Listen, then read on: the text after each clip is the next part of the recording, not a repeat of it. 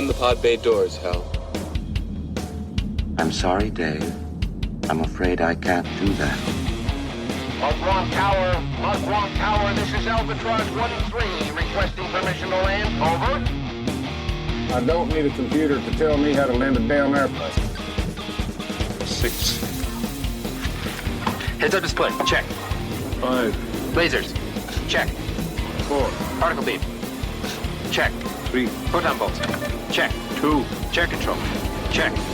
1. Let's do it. Broadcasting from a secret underground location somewhere in Mos Eisley. This is the Docking Bay 77 podcast. Make yourself comfortable. The show is about to start. Hello and welcome to the Docking Bay 77 podcast. I am your host, Dayton Johnson. We're continuing our look at sports movies this month. Joining me on the ice this week, we have friend and artist, John Wright. How's it going, John? To quote another favorite hockey movie of mine, I'm putting on the foil, coach. All right. We're off and running. Okay, cool. Off and skating, I said better, more appropriate. And joining us for the very first time, our special guest, Michael Burgett, the host of the Screen Nerds podcast. How's it going, Michael? It's going great. Hopefully I'll stay on side for this podcast and won't draw any 2-minute penalties and get put in the penalty box. So we'll see. Hopefully we'll go with a good effort today. Right. No power plays against us. No power plays. So, Michael, why don't you take a moment to tell people about your podcast? Yeah, so I'm the host of the Screen Nerds podcast. And as I always like to say, it's a podcast for film lovers, by film lovers. And a lot of it is just my thoughts from seeing new films right out of the theater, giving quick screen kind of reviews, just my thoughts, impressions on them, and as well as re-seeing old films, some of my favorites, and reviewing them as part of a rescreen episode. And those usually drop about every week, whether it's a quick screen or a rescreen. And it is, like I said, it's just a place where you can celebrate films, enjoy films, and enjoy the conversation of them. I gotta admit, I'm jealous. As often as you go to the theater, I am super jealous. Well, AMC A-list is a great thing to have. Yes, we have. We don't have A-list. We have one of their programs, but yeah, I don't. It's more of a question of having the time. That's really what it comes down for me. But yes, I love the movie theater. I love the whole experience. I love the smells and just the experience of sitting there. Everybody's there for a common goal to enjoy a movie. And so I really am a big fan of that. And so, in fact, I'm looking forward to seeing the Civil War in a couple weeks. So I'll be looking forward to go see that. That's going to be interesting and spooky, I'm sure. Anyway. All right. Awesome. Well, I'm glad you guys are here. We are discussing, based on the true event known as the Miracle on Ice, of the 1980 U.S. hockey team beating the Russians at the Olympics. Grab your skates, your pads, and your stick. It's time to discuss the 2004 film, Miracle. Want to hear an amazing story? Back in 1960, Coach Brooks was on the Olympic hockey team. But a week before the games, his coach cuts him and sends him home. And that team went on to win the gold medal without him. Herb Brooks had given up his dream of Olympic glory until 20 ordinary kids. Why'd you want to play hockey? Isn't it obvious? For the girls? Gave him a second chance. The Soviets win. My goal is to beat them at their own game. Beat the best team in the world. Gold medalists in 64, 68, 72, 76. Name? Mark Johnson. Buzzy Schneider. Michael Ruzioni. You're missing some of the best players. I'm looking for the best players, Craig. I'm looking for the right ones. They were bitter rivals. A lot of guys from Minnesota and Boston. Yeah, that's gonna work. But one coach had a plan to turn them into a team. I got no time for quitters. You want me to play, huh? I want you to be a hockey player. I am a hockey player. Think that'll get them going? Oh, yeah. When you face the impossible. Russians' main weapon is intimidation. This guy's ever smile? They're Russians. They get shot if they smile. And you refuse to give up. I didn't think it was gonna be this hard. Yeah, you did. We start becoming a team right now. Miracles can happen.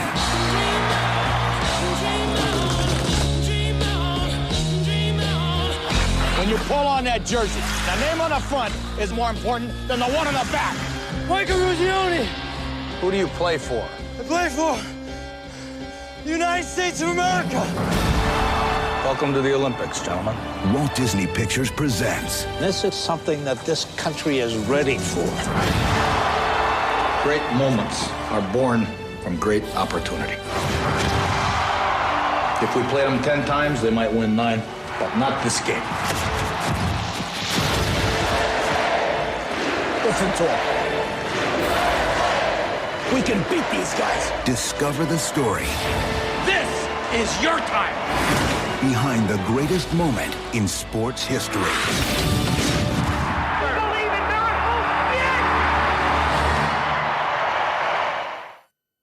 All right, let's hit some opening thoughts. Michael, since you're our special guest, why don't you go first? Thoughts on the movie, and do you remember when and where you saw it for the first time? Yeah, the first time I saw it was Friday night opening weekend. It was in Martin, Tennessee, which I would figure a lot of people know where that is, but it's a small town in West Tennessee.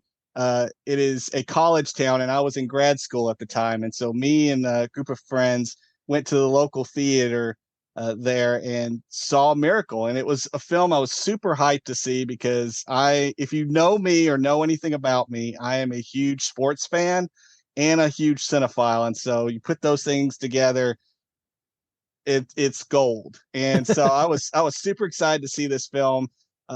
Even though I knew the story obviously for the Miracle on Ice, but just being able to see it on a big screen and the cast and everything, it was just so hyped to go see it and really enjoyed it. And even, the first impression I had from the film was that, this was going to be one of my all-time favorites and didn't disappoint. And is one that I love revisiting over and over again.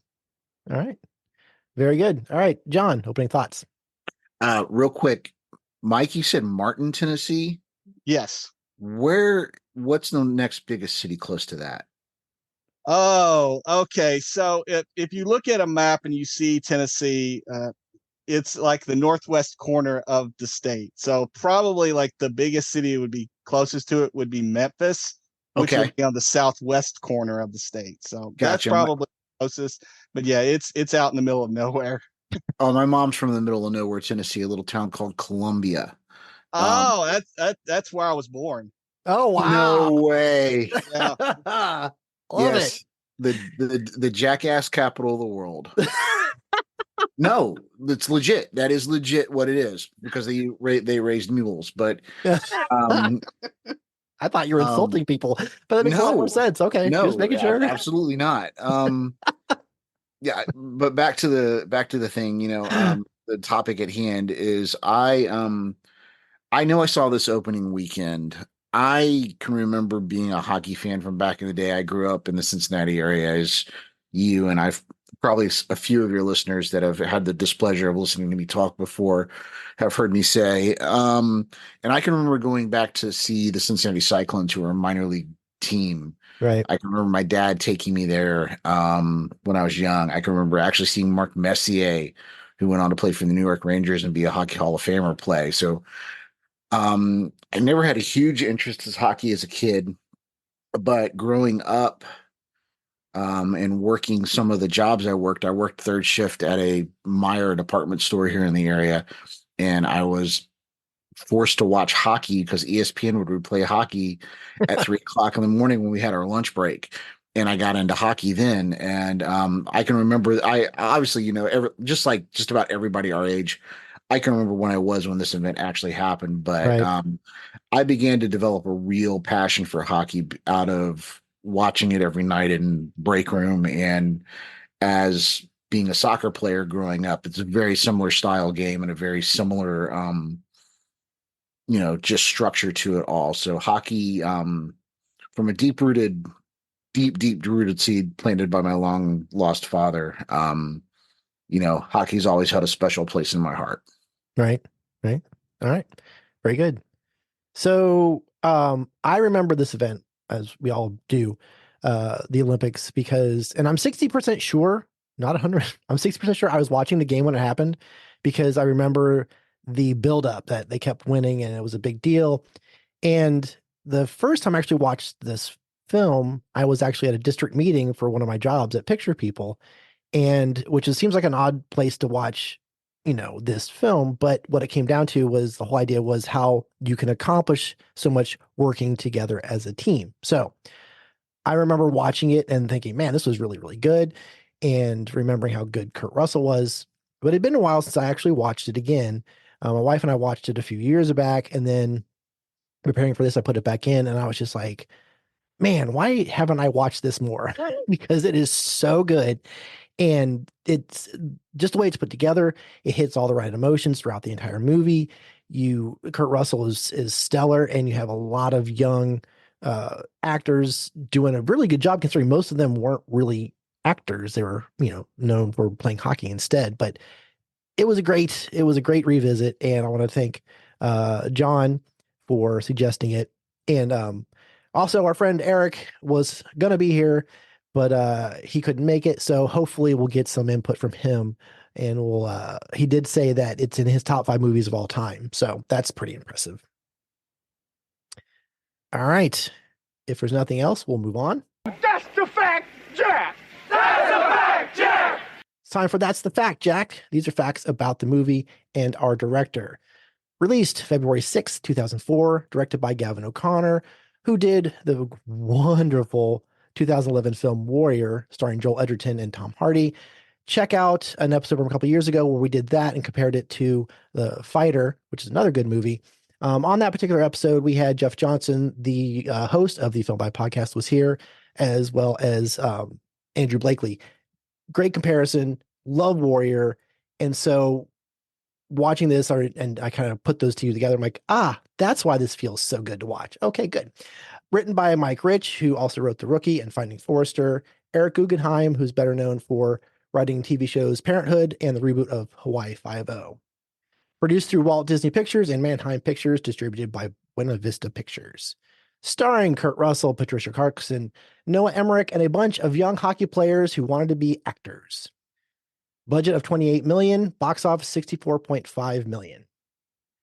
Hockey talent was actually more important than acting on this casting call. Hundreds of hockey players wanting to be actors showed up for only 20 spots. Actual members of the 1980 hockey team said that the movie was mostly accurate. They had to tone down Herb's language for a PG rating, and Herb did not spend Christmas with the team. Al Michaels, legendary sports commentator, re-recorded most of his television commentary for the movie. The only exception, they used the original audio and cleaned it up quite a bit of the last 30 seconds of the Russian game, including the, quote, "Do you believe in miracles?" because the filmmakers felt he could not recapture the enthusiasm of the day it happened.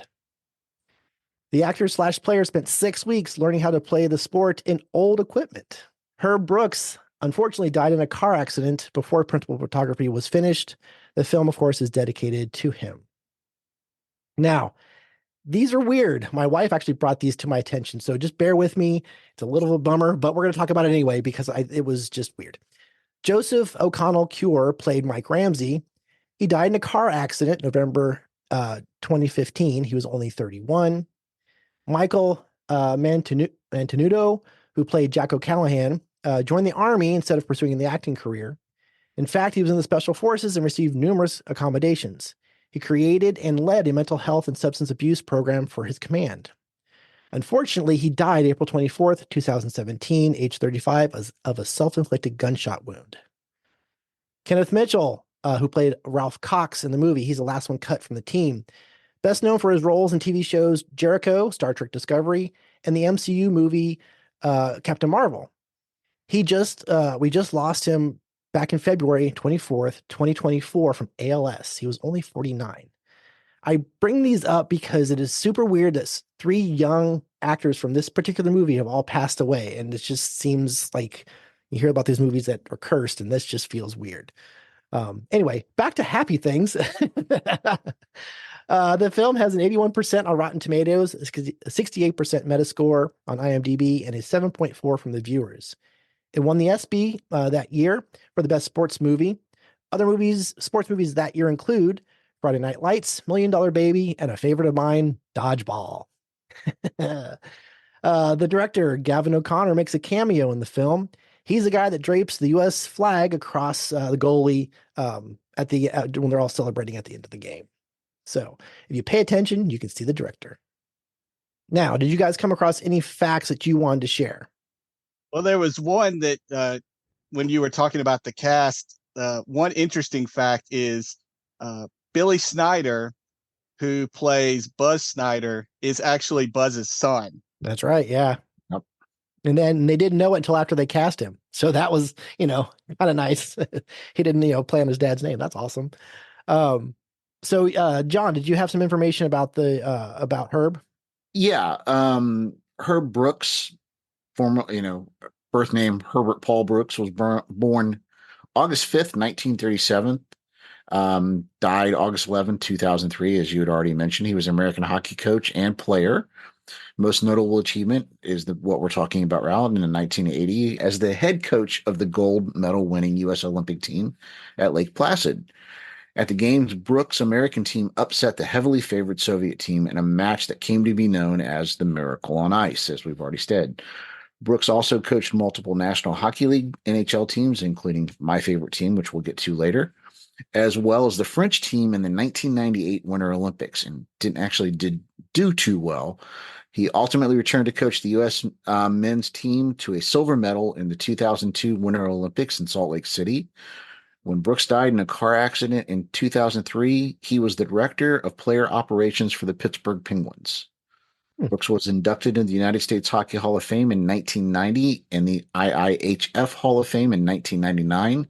He was honored posthumously with the Wayne Gretzky International Award in 2004 and inducted into the Hockey Hall of Fame in 2006. Well done. Thank you, John. If there's nothing else, we can move on. That was totally wicked! It's time for That Was Totally Wicked. These are things we love about the movie. So, once again, Michael, since you are our guest, you get to go first. What's something you love about Miracle? One of the things that I love about this film, and it's something that I touched on when I was a part of the great sports trope draft that the Cinematic Underdogs did a couple months ago, was the best love story in a sports film. And I picked Herb and Patty from Miracle because I feel like that their portrayal of a marriage in this film is one of the best portrayals in any sports film, because they show what is reality in a lot of ways with how Herb and Patty interacted with each other. They would get into arguments, they would have disagreements, but they loved one another and they expressed that love throughout the film. Herb, when he messes up, would apologize. Patty would understand what Herb is going through, and all the different things that went along with that. And I really appreciated that, because sometimes in these type of sports films, you don't necessarily have a great portrayal of that, or even a portrayal at all. Right. And so I really appreciated that, because, really Herb needed that rock of Patty in his life to do what he did, which was, to lead this team to the gold medal at coaching them. And so that's one of the things that I loved about the film, is that at the heart of it, that there is that kind of family aspect of it. And to have Patty and the kids be an honest portrayal of that, and to be that solid foundation for Herb, was something that I loved about the film. Yeah. And I mean, I love Patricia Clarkson anyway. She's great in so many different things. Her role in Friends with Benefits is absolutely hilarious. Not to mention Pieces of April. She's another great portrayal in that one. She's fantastic. So yeah, when I remember she was in this, I was like, oh yay, we love her. She's great. So no, I agree. Because honestly, that kind of plays into something I have, but I'm gonna let John go first before I start to dominate the whole thing. So John, something you love about the movie? How many times are you going to come back to me? Because there's a lot I love about this movie. Well, let's get one out of the way right now. All right, I'm just going to go with the elephant in the room. Okay. And that is Kurt Russell's portrayal of Herb Brooks. Yes. 100%. If you watch footage of Brooks and then compare that to Russell's portrayal, aside from the voice, and it's pretty doggone close to begin with. He's got all the inflections. He's got the accent. He's got the mannerisms down. it is uncanny to me just how close of a mimic he was to Herb. Right. And his performance.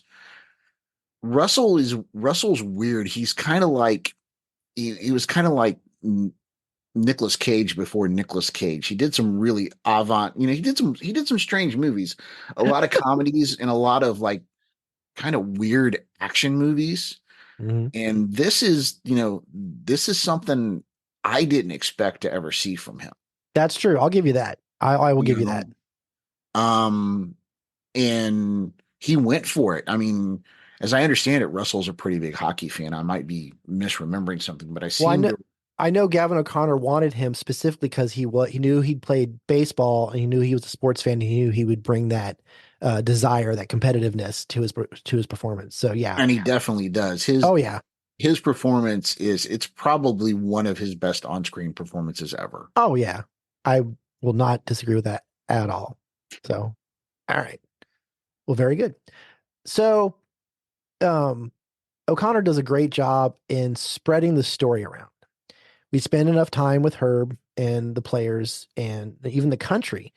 So as Michael mentioned, the relationship with Herb and his wife is very important because we get to see what he is like off the ice, what he's like when he's not coaching, the impact it's having on him and his family. We see the players spending time together. They're bonding, they're talking, they're sore, they're complaining. We get to know them and like those guys. The opening credits, with all the audio and the clips of what's going on at the time, the scene with Doc and Patrick, the assistant coach, while they're waiting in line for gas, the news on the TV about the hostages in Iran, all these parts need to work together. Otherwise, the end isn't as impactful. I mean, going in, if you're ever a certain age, you know how it ends. We know what's going on. We know where it's going. But in a film situation, we have to get to know everybody that's impacted. And he did a really good job in making sure we spend enough time with everybody. And of course, bending the rules a little bit and sending the coach to the Christmas party that he wasn't at in real life. But it's necessary for us to like that character a lot more. So he did a very good job in making sure all the pieces fit. So that way, when we got to the end, we felt every emotion we were supposed to feel. So absolutely, O'Connor did a great job with that. All right. Michael, anything else you want to add? Anything else you love about this movie? I know John has some more, so we'll get around to him too, but we'll let you go first. Yeah, I gotta shout out Noah Emmerich as Craig Patrick. He is, I love him as an actor. Like, one of my favorite films also is The Truman Show, which he's in that as well. And we will have you back for that episode. Yes, looking forward to that as well. But he does a great job as Craig Patrick. He plays the good cop, in essence, to Herb Brooks's bad cop. Right. And just the way that he's just so sincere, so kind, he cares about the players, because that's kind of what his role is. Herb is kind of the authoritative dictator kind of guy that, he has to get everybody to hate him. Otherwise, the Boston crew and the Minnesota crew are going to be at odds, continually. And so Brooks knows that he has to do that. And so Patrick kind of is the stately, go-between with Brooks and the team. And you just see, Emmerich's performance is just so great. I really love, and you kind of brought it up already, the scene in the car with Doc when they're sitting there in the gas line and they're just talking, and Patrick goes, did Brooks act like this way before? And Doc's like, no, he's never acted like this way. And so it's like, why is he doing it? It's like, they're going to get everybody to hate him. And Doc's like, maybe he wants that. And you see Emmerich's face where he has that beat where it's like he's thinking, and it's like, well, and then he has the look of like he gets it and he understands exactly why Brooks is doing what he's doing. And that kind of nonverbal acting is so good from him. Yeah. Just like I said, great performance by him. Really enjoyed it, and he really brings that kind of kindness to the film, and you kind of need that to balance out Brooks a lot of the times. No, I agree. Yeah, he also has that look when after the Sweden match where he sends them back and forth, and when they Makes him run finally the end, Herbies. yeah, the Herbies, yeah, when he finally it's all gentlemen, and he walks off, and he has that look again, like that realization that, oh, he knew what he was doing, and it was really good. But yeah, he's great. I really love him in it's another one of my favorite movies from the 90s, Beautiful Girls. He's really good in that too. He's the nice guy in that one too, the really good buddy in that one. So yeah, he's great. He's a great actor. So awesome. All right, John, something else? Again, it's kind of piggybacking on what I said earlier, but you guys have mentioned some of your favorite scenes, and one of my favorite scenes is when the team is in the bar and they're taking the incredibly long test that Right. Herb has made for them, and Jim Craig is looking at this. He's like, "Why are we doing this?" And he actually has the guts to go up and confront Herb about it, and Right. and what I liked about that is in that, we've mentioned, or you guys have mentioned that, Herb is a bit of a disciplinarian. He's trying to change the style of play of this team. You mentioned, we mentioned running the Herbies and stuff like that. He was very much a student of the game, and he watched the Soviets, and the Soviets were the most dominant team on the ice for decades. I mean, they were the most well-conditioned team, and he even tells the U.S. team, you guys are going to be better conditioned than the Soviets. Right. He limited all their shifts to approximately 40 seconds on the ice. So there was always fresh legs on the ice. And if you don't really understand hockey, you don't really understand just how much of a physical exertion it is to go for 30 or 40 seconds, just, at the top of your capacity. You're Right. wiped out. It's like running constantly running sprints. But anyway, Craig confronts him. He's like, "Why do I need to do?" And Herb doesn't really have an answer for him, other than "I want you to do it." And they get a little bit farther into the conversation, and Herb kind of lets his guard down, and he looks at Craig. He's like, "How are you doing?" Knowing Craig just lost his mom Right. recently. How's your family doing? It's not just about Craig. How's your family doing? And Craig breaks down and tells him, "Hey, my dad's having a tough time with this. Seems like his dad is pushing him to go pro. The franchise is offering him money, but this was his mom's dream for him to play the Olympic hockey team." And Herb respects that. Right. And he respects that Craig had enough guts to come up to him and is like, "I don't need to do this. The fact that I'm here and doing this based on all the garbage that's going on in my life should tell you how committed I am." Yeah. And Yeah. it's like that unwritten code. Then, he's like, "Well, what is this? Do I need to take your test?" He's like, "You just did." And he throws the test away, Yeah. and you don't see that in a lot of these sports movies. The coach is such a disciplinarian. Everybody has to bend and bow to him and do things his way. And Herb wants that as well too, but he also realizes he's got to go about it a different way with the different players. Right. You don't always see that. And I just thought, that's one of the best scenes in the movie, in my opinion. It's a great callback too, because later he says,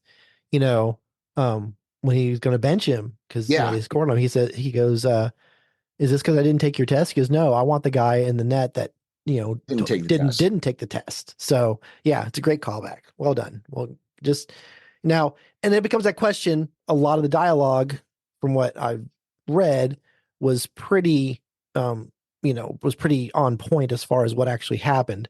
But Hollywood and take some licenses. You got to ask yourself. You wonder if that interaction actually happened, because we know, at least from what I read and some interviews I saw, that the fight between the two guys at the beginning didn't actually happen, but there was definitely plenty of people being at odds on the ice, at the very beginning anyway. So they Hollywooded it up, and that's all those he stacked the team with a lot of his Minnesota players, right? And then he put their rivals on the ice with them too, right? Oh yeah.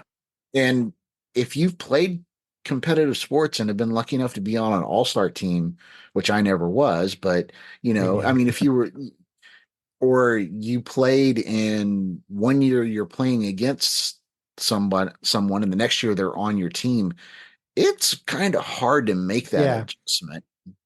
Well, he, in the movie does a good job, having them get over it and end up working as a team. So Awesome. Very good.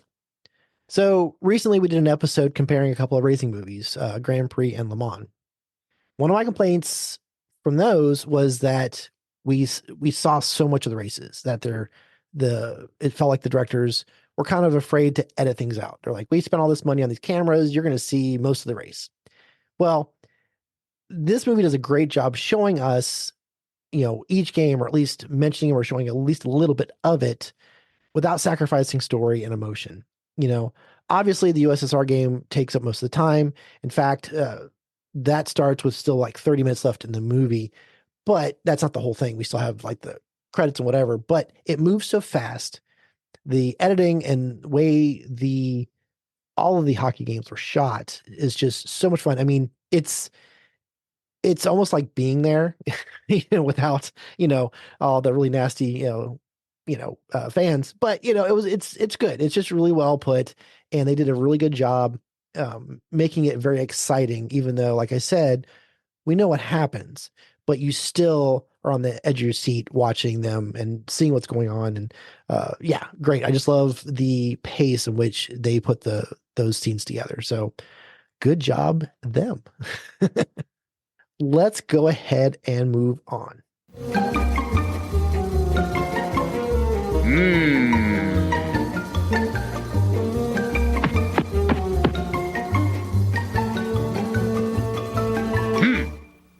No, sir, I didn't like it.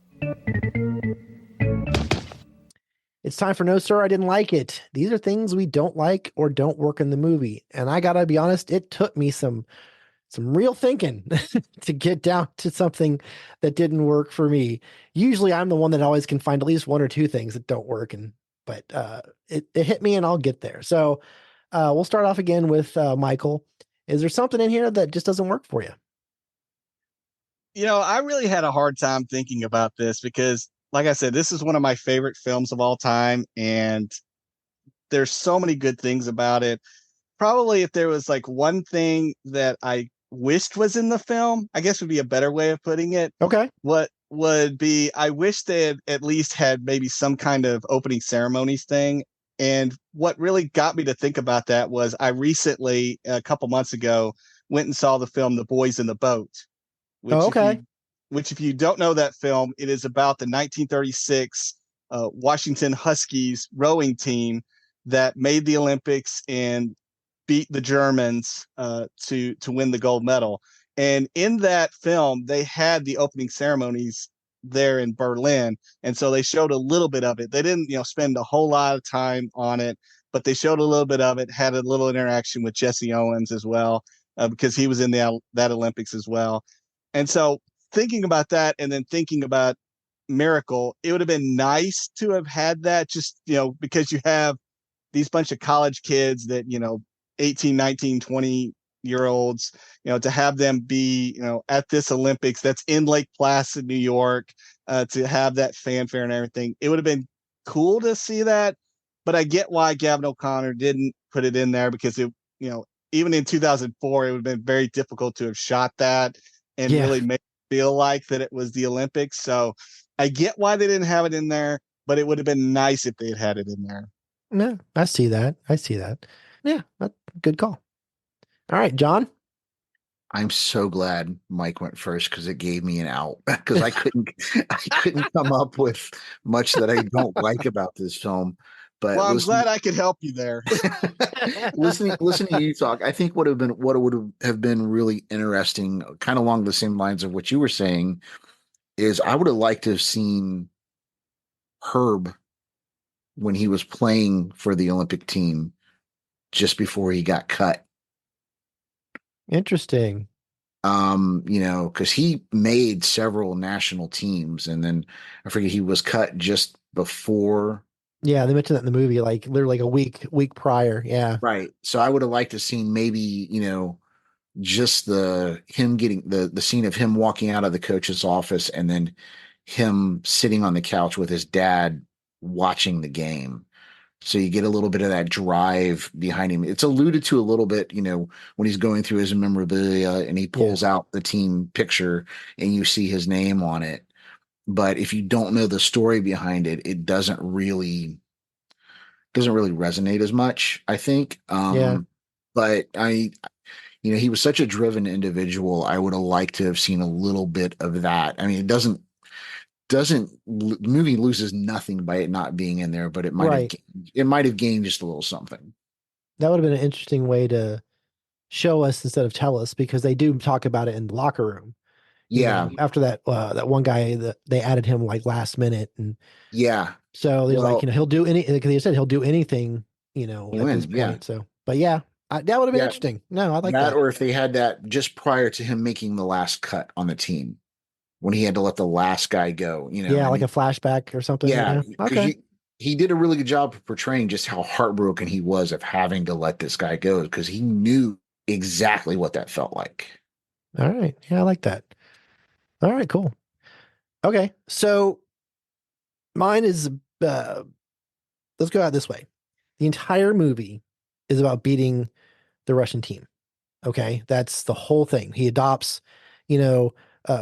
part of the Russian game, and he, combines it with, of course, with the Canadian, whatever, but it's all about, it's the whole buildup for this entire movie is playing and beating the Russians. So when we get to the end of the movie, I kind of feel like they missed their opportunity on how it actually ends. Okay. So we get the clock runs out, and you hear that great line from Al Michaels, do you believe in miracles? And the crowd goes nuts, right? So you have the players are celebrating on the ice. The crowd is coming down, and they're going on the ice. And of course, you have that guy put the flag on Jim Craig, and Herb looks up at his wife and then disappears down the hallway to deal with all the emotions he's been hiding from everybody this whole time, right? Get rid of the voiceover. It's not needed. We don't need a narration at this point. We haven't had it the whole movie. Okay. It kind of distracts from the moment we just had. We don't need the medal ceremony because we know what happens. Now, remove that, get rid of the medal ceremony, just a celebration. It fades to a title card saying the team won the gold medal, and then you fade to the dedication to Herb. That's it. The whole thing was about them beating the Russians. That was the goal. That's the story. It should have ended with that. We don't need, they went on to win the gold. Yeah, we know that. Just title card. Boom, we're done. That's my only complaint. That's it. There's not much, but I think that would have been a more appropriate ending, I guess is a better way to put it, because it was about beating the Russians. And John's making a face. I don't know that I don't know that you're wrong, but I don't know that I necessarily agree with you, because there's a common misconception with a lot of the people that weren't alive when this happened, that was for the game against the Russians was for the gold medal. And I understand that. That's why you have the title card that went on to say they beat them, and then got the gold medal. The whole thing was about beating the Russians. That to me feels like a better ending. But unfortunately, they didn't ask my opinion back in 2003. So, we get what we get and we don't get upset. But that's it. That was literally the only thing I could think that really, was a missed opportunity. So I do find it funny that all three of us kind of, things that should have been there, we would like to have seen, and maybe, but I think the only other thing I would have liked to have seen in this is, if I remember correctly, the Russians have no speaking lines at all. I don't remember. They don't. They don't. And I thought that was really interesting. But the Bo Bridges looking coach, he's like the evil Bo Bridges, Man, those eyelashes or those eyebrows, man. Jeez. I would have liked to have seen, like, even if it never happened in real life, and I can remember seeing the game, and I won't say live because no one that was alive that saw that game, unless you were there, saw it live because it was tape delayed. We didn't have instantaneous sports like we do now. But I would have liked it, other than the nod, and the nod was cool between the coaches because it showed the respect. But I don't know. Maybe to allude to something you said, Herb goes back, and maybe there's a fictitious meeting between the two coaches, where even if they don't say anything, they like shake hands or something like that. Right. Yeah, I did actually watch the actual last minute of the game on I found on YouTube through ESPN Classic, and no joke, man, as soon as that's over, Herb is down that hallway. He's just gone, and I'm like, okay. So I love that anyway. Mike, was there anything else you wanted to mention that didn't work, or was that it? Well, there was one more thing, and I guess it's kind of opposing a little bit what you said, Dayton, as far as like the ending of the film. That's all right. I'm used to people opposing me. It's all right. Somebody on my side. Yes. Yeah. I would have loved to have had a little bit more of the gold medal game with Finland. There was like just a brief, like I think they showed one goal and that was it. And I would have loved to have maybe like another minute of action there, because a lot of the other like qualifying games, they had like a little bit more of a sizzle reel to the games. Mm-hmm. So I would have loved to have had a little bit more of that in there, just to kind of tie it off, because again, the misconception is that the Russian game was the gold medal game, and it wasn't. True. It was a semifinals. And so it'd have been nice to have that. And I feel like that the ending as a whole works because they get to that, gold medal ceremony, and Eruzione, which does happen in real life, right, where he gets all the teammates up there with their gold medals together on the platform. And I feel like that you have to end the film there. Even if you wanted to do a transition where you show like the actual footage of the gold medal ceremony and do it that way, I think that would have been cool too. Yeah, I like that. You have to end it on that, because that's really one of the most iconic scenes from those Olympics, is that ceremony where they're all together and they're all celebrating, wearing their gold medals, and hearing the Star Spangled Banner play. It's just it's iconic, and so you kind of have to have that as far as the ending goes. But yeah, I would have loved to have a little more of that Finland game. I think maybe use actual footage from the Finland game with the voiceover. Then you can cut to the the medal ceremony, and maybe bring the actors back in. And then as you're fading out for the credits, transition over to the actual footage of the 80s Olympic team standing on the podium. Yeah. Because there's a lot of scenes in this movie, like even like when they score the goal against Russia and they all pile on one another. If you watch that and compare it to actual game footage, it is scarily easily close. It's almost like they block those guys out and like, no, you go here and you go here, and your arm goes up this high and your other arm goes around this dude. I don't know, but anyway. That's all right. I'm used to people arguing with me. That's fine. It's kind of, how this podcast works. All right. So we're going to take a quick promo break, and when we get back, we're going to hit some favorites and give this movie a rating. Okay, Jason, test of our friendship. Which is better, Van Halen or Van Hagar? Man, honestly, I think Van Hagar has better music. Oh, no. It's Van Halen. You're wrong. What about Michael Jackson's Bad album versus Michael Jackson's Thriller album? Thriller, obviously. Bestseller, ever. No. See, people trick themselves into believing that it's actually bad. Okay, Trading Places versus Coming to America. Trading Places is the funnier movie out of this deal. No, Coming to America is the funniest movie of all time. So if you find yourself backing one of us or the other of us, you need to be listening to the Surely You Can't Be Serious podcast. That's right. We have a friendly discussion. Dee and I are best buddies, and we take a deep dive and look at the behind-the-scenes stuff, the history and the fun facts of all these wonderful movies and music from our youth. It's really just an opportunity for us to geek out about the things that we really loved growing up. For example, do you know the actor that was in Star Wars, Batman 89, and Raiders of the Lost Ark? Yeah, sure, it's Harrison Ford. Harrison Ford wasn't in Batman. Oh, yeah, Billy D. Williams. Billy D. Williams was not in Raiders of the Lost Ark. Who was it? Well, you've got to tune in to the Surely You Can't Be Serious podcast when we discuss Raiders of the Lost Ark versus Back to the Future to find out the answer.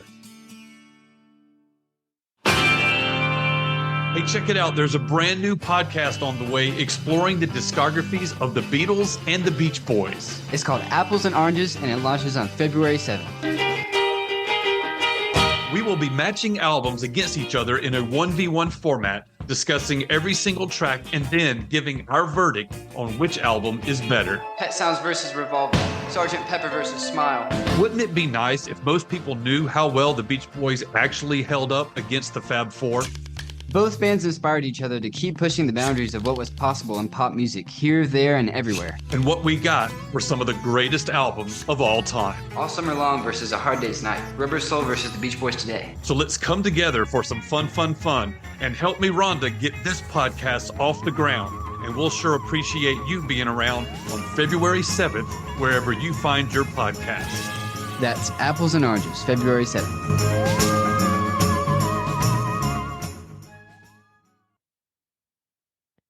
right, it's time for Smiling's My Favorite. These are some of our favorite things about the movie and the Olympics. So, first, favorite scene in the movie. Michael, you get to go first. Well, I have to mention this scene because, like I mentioned earlier about the sports trope movie draft from Cinematic Underdogs, I drafted the locker room speech that Herb gives before the Russian game as my best locker room speech. So I have to mention it as my favorite scene from the film because it's such an iconic speech. The scene just plays so brilliantly from everything that led up to it to Kurt Russell's performance. It stirs you with all the emotions. It gets you fired up. It gets you, wanting, to go out there on the ice yourself. It just really is just an iconic scene, an iconic speech. And yeah, to me, that's my favorite one out of so many, but that one is number one. All right. Very good. John? I mean, I kind of alluded to earlier. I really like the scene with Herb and Craig. Okay. That, and my other one is he's got them running when he's getting the team together. He's got them running Herbies for the first time. Okay. And, who do you play for? And they're all listening. They're all listing their height, their college. They're right. And finally one guy, he's just exhausted. He's like, "I play for the United States of America." Herb's like, "That's enough." Yeah. That's all he wanted to do for them to do was to drop that. The name on the front of the jersey is a hell of a lot more important than the name on the back of the jersey. And those guys never get it until that moment. Yeah. Well, John, you stole mine, the Herbie scene. So sorry. Yeah, and it's a legit story. It's a true story. It's not embellished for the film. The only thing that was changed was it was not because Ruzioni says I play for USA. One of the other actors or one of the other players finally got fed up, but threw his stick down and left. Oh, really? I didn't know that. Yes, I read that was that's how that actually ended. Was they finally gave up and said we're leaving, but it's way more impactful in the movie. That took some guts. Yeah. But yeah, it was still great. No, it's great. I love that line. He goes, "Well, leave me the key. I'll tell him I'll lock up." Yes. So it was great. No, great scene. It's just the way it's put together, the build up to it, those, and they did it over 3 days, if I'm right. And they shot like all day. And so they really wore those guys out because they wanted them to look like they were destroyed.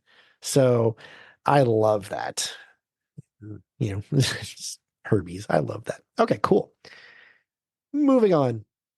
Favorite Olympic event, Michael. Oh gosh, I have to give a tie because there's two that are like my favorite ones as far as like Winter Olympics are concerned.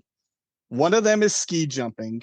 Nice. And that just speaks for itself to see an athlete at the top of the hill with their skis on, just let go and slide all the way down the hill and jump off and get the heights that they get is, as a little kid watching that for the first time, I think really my memories kind of kick in around the 88 Olympics. So Calgary. Right. And seeing that for the first time was just bonkers cool. And it's like one of the things that I've just enjoyed in every Olympic since then.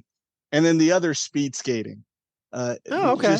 I'm a huge racing guy. I love all kinds of racing, whether it's stock car, open wheel, track and field, and ice skating with speed skating. So I love the speed, and the speed skating is one of my favorites as well.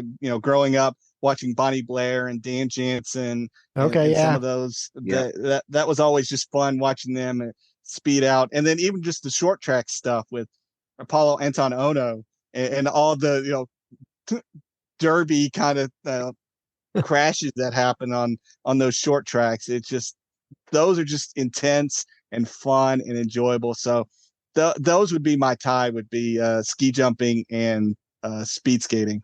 All right, very good, cool. John, aside from ice hockey, okay, which is I like all the stuff in the Winter Olympics that can kill you.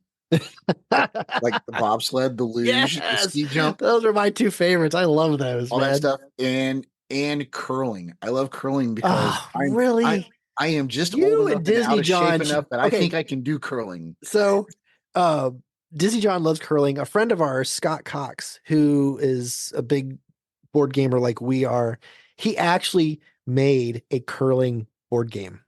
Okay, that's a step too far in my opinion. But you know what? Hey, he made it and I played it and I'm like, okay, this is curling. I'm just wondering how you could actually do a curling board game. That's what I'm wondering. It was real small and it has lines and it's just about, it's boring just like curling. That's all there is to it. Curling's not boring. They just need a bad boy. They need that's a bad boy, like a Bill Murray Kingpin style guy that's a curler. Oh, jeez. Or John Daly of curling. Man, you're digging a hole there. Digging a hole. They use brooms. Never mind. All right, so yes, bobsled is my number one, followed closely by the luge, because I agree anything where they can possibly get really hurt, which I know is just a kind of a gargoyle kind of a thing, I don't care. But honestly, I would love to ride in a bobsled. I would just love it. Just, man, that would just be so much fun. And I'd probably wreck and break my legs. That's okay. Whatever. Moving on. Okay.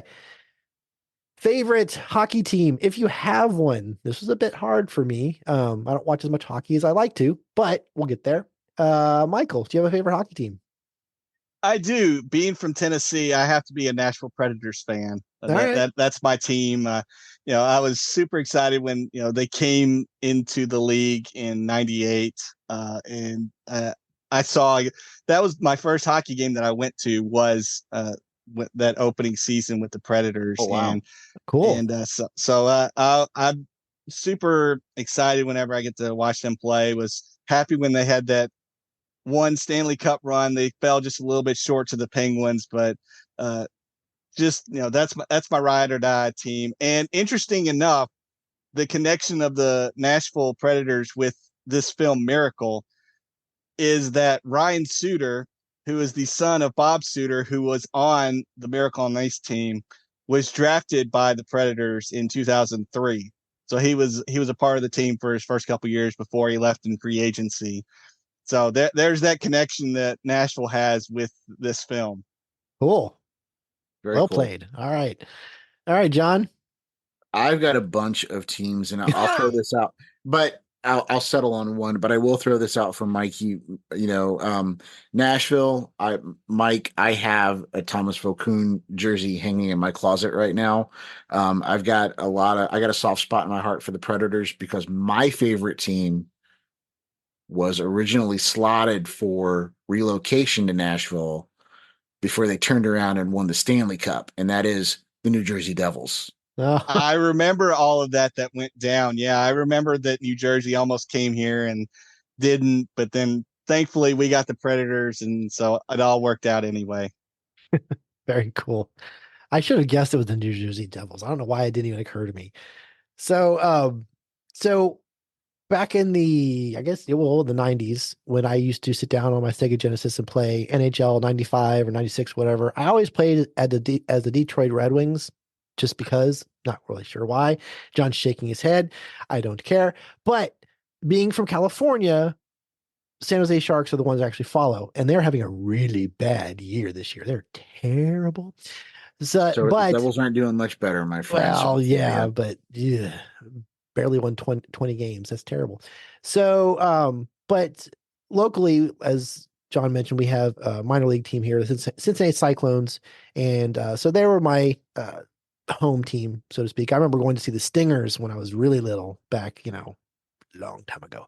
But yeah, the Cyclones are cool. In fact, John and I will be partaking in a game soon. So cool.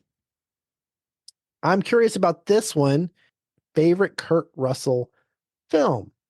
All right, Michael, what's your favorite Kurt Russell film? Well, it's a tie between this one, Miracle, and Tombstone. Those two are always, in regular rotation. I've done rescreen episodes of both Tombstone and Miracle on my podcast. because I love those films. And so for me, it's a toss up between those two, depending on what day of the week it is that you ask me. I'll say one or the other. So Gotcha. I'll just say it's both of them. All right. I will leave Tombstone alone. All right, John. I think it depends on which Kurt Russell I want, kind of like Mikey, but all right, I gotcha. This is definitely one of them. And the other one is Big Trouble in Little China. Yes, it is. Yes. Well, it's like if you really want the total, tough guy, you go with, Escape from New York. Right. Or The Thing. You know what I mean? Oh, I forgot about The Thing. How did you forget about The Thing? My brain's mushed lately. There's all right, a lot. That's fine. I'll give you a break. You've been preparing for a con. I'll give you a break. But no, mine's Big Trouble with very close. The Thing is the second. But yeah, Big Trouble. I never get bored of that one, and he's so much fun in that. And he plays the action hero. He thinks he's an action hero when he's really the comedic foil. So I love that. Exactly. and he does it very, very well. So, all right, very good. Let's slap a rating on this thing. Out of 1 to 5 film reels, Michael, what's your rating for this? Oh, I have to give it 5 out of 5, hands down, no question. I mean, I've already mentioned it's one of my favorite sports films of all time. I've gushed about it so many times in so many different places, so I have to give it 5 out of 5. All right, very good, John. I can't give anything a perfect score. It's just not in me to do so. But this is pretty doggone close as far as sports films go. So I'm going to give it a very solid 4.95. You and Eric and the points, 0.9. Anyway, okay. So I'm going to say 4.5 out of 5 because it's almost perfect. But yes, I have a hard time giving perfect scores to movies. There's a few exceptions, and LA Confidential is one of those. But anyway, moving on. But yes, it's really good. It's a really good sports film, and it's a good film. There's drama in it. There's comedy. It's not just about the sport. It's about the people that are playing the sport that are in the movie. And as I said before, it's cut together very well. It moves very well, and it's exciting to watch. And it has all the emotions. So yes, 4.5 out of 5 from me. Yeah, if I can throw this out there, if you don't mind, there is a wonderful documentary on Disney Plus right now, and I found it when I was watching this the other day. I believe it's called The Boys of Winter. Okay, and it is about this, but it is told from the Russian side of things. Really? Yes. Interesting. And it's really interesting. Like the goalie, Tetrikov, I can't remember. I'm kind of horrible. off. Yeah, I'm horrible at the names pronunciation. He has a tremendous amount of respect for this team. The forward, and again, I can't remember his name. I had these all memorized until a couple of days ago, and I lost it. Again, he goes to Lake Placid with his daughter to tour the facility, and they go to the locker room, and the guys are like, "Yeah, this was your locker room," and she sits down, and he's like, "Why did you choose to sit there?" And she's like, "I don't know." He's like, "She's sitting exactly where my locker was." That's just it's really cool. And then there's one guy on there. He's like, they ask him, like, "Have you watched Miracle?" And I think he's the only guy that does the full interview in Russian. I don't think he speaks English at all. He's like, "No, why would I? That was a horrible day in my life. Let the Americans watch that and celebrate. I'll watch something else I can celebrate." But it's really, really cool to get that different perspective on things. So it's a nice little companion piece to this. Awesome. I will have to check that out. Very good. Okay, cool. Well, gentlemen, a fantastic discussion about a very good movie. So thank you for being here. Now, before we leave, Michael, why don't you tell people where they can find your podcast? Yeah, Dayton, thanks for having me on, John. Of course. Really appreciate being on with y'all. You can find the Screen Nerds podcast anywhere you get your podcasts, whether it's Apple Podcasts, Spotify, Good Pods, Castbox, Amazon Music. Just search Screen Nerds podcast and hit the subscribe button. I always say leave a review, hopefully a 5-star, but at least a written review, and share it around. And then as far as the socials go, you can find me on Twitter at Screen Nerds Pod, and then Facebook, Instagram, Threads, and Blue Sky by searching Screen Nerds Podcast. Fantastic. And thank you for being here, Michael. We appreciate it. And we'll look forward to having you again. Like I said, the Truman Show episode is right around the corner. Scary enough. All right, John, where can people find your art?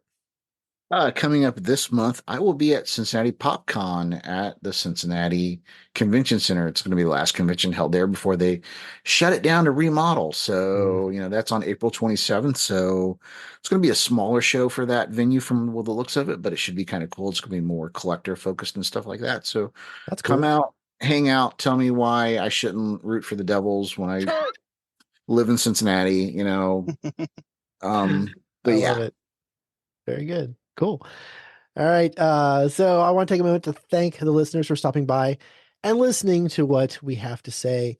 Let us know your feelings on this movie and reach out on social media. All of our social media information is in the show notes.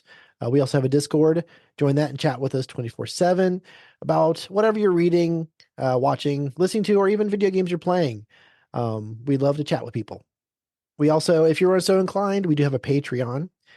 For as little as $1 a month, you have access to all of our exclusive content, early access to episodes, and some behind-the-scenes videos of episodes as well. If you aren't able to do that, please rate and review the podcast. When we see the review, we will share it on the air. Share us with your family, friends, and coworkers because more people, more better. Some upcoming episodes I want to mention. Here's what we got on tap for the rest of April. We have the 1996 film Tin Cup, starring Kevin Costner, Don Johnson, and Rene Russo. The 2016 movie Everybody Wants Some from director Richard Linklater. And then, kicking off May, it's going to be a big one. We have the top 7 movies of the 1980s with Deaf Dave from the podcast Apples and Oranges and Jason Colvin from the Shirley Campy Series podcast. They'll be joining myself and Robert Burnett, and I've established rules for this particular episode, so that's going to be fun. Do yourself a favor and watch more movies. And remember, physical media is better than streaming. The Docking Bay 77 podcast is produced and edited by Dayton Johnson, recorded with Rode Pod mics, the Zoom PodTrack P4, and edited on Audacity. Opening music provided by Eric Jason Brock. You can find him on YouTube and Bandcamp. Thank you for listening.